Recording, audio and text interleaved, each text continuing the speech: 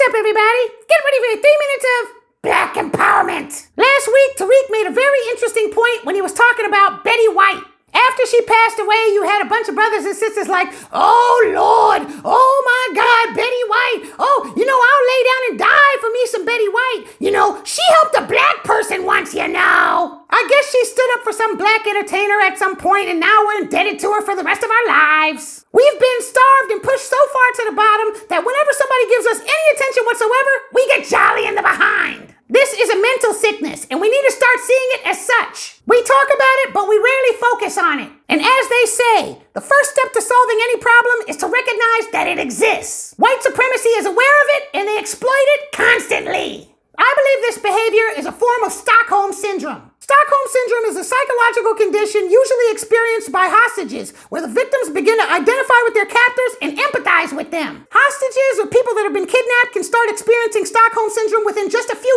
days. We were captive for much longer than that, and white supremacy remains deliberate in their efforts to reinforce this behavior in us. Many brothers and sisters are so locked in that they support white supremacy's policies, and most of the time they don't even know why. Or even worse, they make up reasons to justify it. We see it all the time. While I am satisfied with Ahmaud Arbery's killer's sentencing, CNN wrote a piece where they were trying to make the judge out to be this pillar of white morality. They were talking about how he gave a moment of silence before reading the sentencing and all that kind of stuff, with the newspapers praising the prosecutors and all that. All this crap was designed to, number one, make the world think that something's changed around here when it hasn't, but it's also to play into black people's minds mentally. They know any half-ass sign of attention or respect gets us wet in the booty. They didn't want to put those freaks away, they just didn't have a choice. This wasn't white supremacy turning over a new leaf. This was the threat of us taking to the streets again.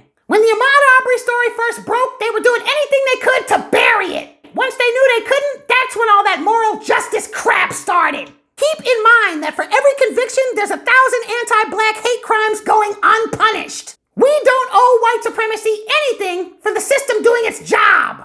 Maya Angelou on the Quarter isn't only being used to manipulate black women, it's also being used to appeal to black men. They're just hitting two birds with one stone. There's tons of black men out there who will take this symbolization as white supremacy respecting blacks in general. We can also look forward to Jim Crow Joe and the Democrats tugging on our Stockholm Syndrome strings during these upcoming elections. They'll be looking for our gratitude in the form of votes for all this symbolization and nothing burger justice that they've been throwing at us. Family, we're not only owed money for physical abuse, but we're also owed money for mental pain and suffering. Make sure you discuss this condition with brothers and sisters when and where possible. Make sure they know that it exists, and make sure they know when white supremacy is trying to use it on them.